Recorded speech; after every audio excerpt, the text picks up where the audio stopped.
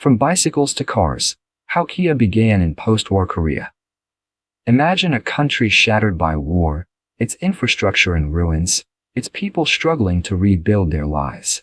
Now, imagine in that same country, a small workshop crafting bicycle parts, fueled by hope and necessity. This is how Kia's story begins. In 1944, amid Japanese occupation, in what is now South Korea. The company was called Kyungsung Precision Industry, and in those early days, they weren't dreaming of cars, they were just trying to survive.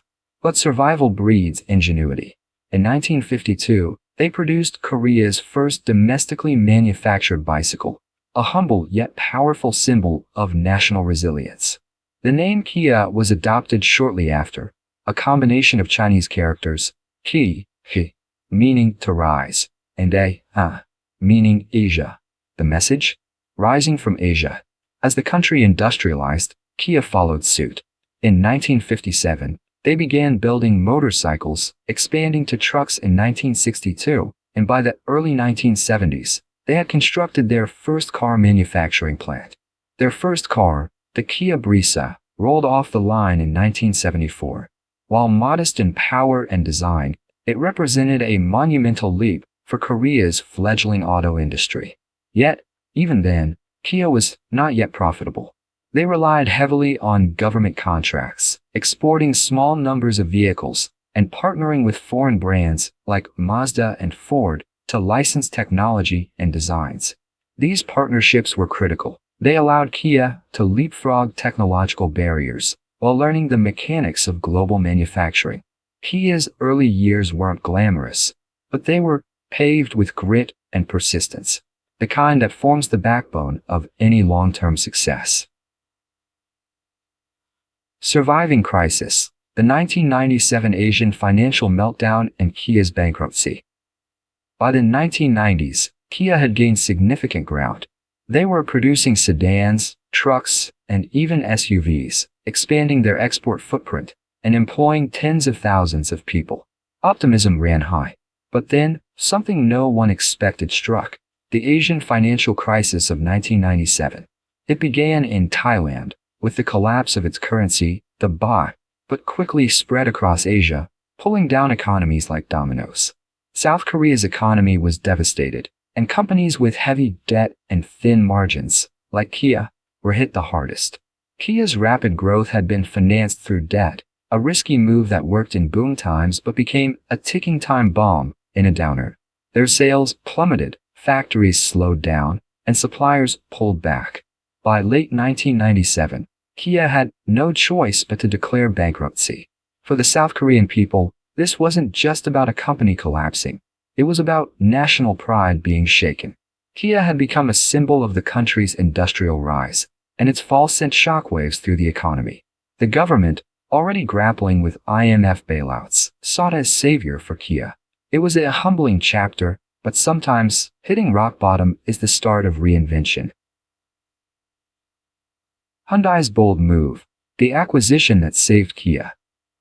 Enter Hyundai, South Korea's automotive giant, and longtime rival of Kia. Amid the chaos of the crisis, Hyundai made a move that many called reckless. They bid to acquire bankrupt Kia. In 1998, the deal was sealed. On the surface, it looked like a lifeline for Kia, but for Hyundai, it was a strategic masterstroke. By consolidating, Hyundai could reduce competition, share R&D costs, and expand production efficiency. The Hyundai-Kia duo became the Hyundai Motor Group, today the fifth largest automaker globally. For Kia, this wasn't just a bailout, it was a rebirth. Hyundai streamlined operations, cut waste, and brought in global experts. Kia no longer had to rely on outdated designs or third-party technology. They now had access to Hyundai's advanced platforms, engines, and global distribution networks. The goal was clear: don't just survive, become world-class. Reinvention: how Kia transformed its brand and quality standards. With Hyundai's backing, Kia could finally reimagine its identity. For too long, it had been viewed as the cheap option, associated with low prices and low quality. That had to change. In 2006, Kia made a bold hire, Schreyer, the famed designer behind Audi's iconic models. Schreyer brought European design philosophy to Kia and introduced the now famous Tiger Nose Grille, a visual identity that modernized the brand's appeal. Kia vehicles were no longer basic boxes on wheels. They became sleek, stylish, and desirable. But looks weren't enough. Kia invested billions into R&D, opening design centers in California, Frankfurt, and Seoul, and focusing intensely on build quality, safety, and performance. Perhaps the most brilliant move? The introduction of a 10-year per 100,000-mile warranty in markets like the US, a massive confidence signal that told consumers, "We believe in our product." Slowly, perception changed. Kia vehicles began winning design awards, quality rankings, and even consumer loyalty accolades. Models like the Optima, Soul, and Sportage became household names. Kia wasn't just back, they were better than ever. Global expansion, winning over the world market. With a renewed brand, Kia went global with purpose. They built state-of-the-art factories in Georgia, USA, Slovakia, and India, allowing them to localize production, reduce shipping costs, and respond to regional demands. Marketing shifted too. Kia sponsored the FIFA World Cup, partnered with the NBA, and launched bold advertising campaigns that highlighted style, performance, and reliability. Suddenly, buying a Kia was cool, not just economical. By the mid-2010s, Kia had become a top seller in key markets, rivaling Toyota, Honda, and Ford. Their entry into the electric vehicle market with the Kia EV6, built on Hyundai's eGMP platform, was hailed as a technological leap, winning Car of the Year awards and setting performance benchmarks. Kia also ventured into mobility solutions, autonomous driving tech, and sustainability initiatives. They weren't just chasing trends, they were leading them. Key lessons from Kia: risk, adaptation, and resilience. Kia's journey is a masterclass in business survival and growth. Lesson 1. Risks are inevitable, but how you manage them matters. Kia's overexpansion nearly killed it, but smart acquisition saved it. Lesson 2. Reinvention is critical. Kia didn't settle for being cheap. They transformed into a quality-driven, design-led brand. Lesson 3. Adaptation is survival. From bicycles to EVs, Kia adapted to every economic and technological wave. Lesson 4. Leadership matters.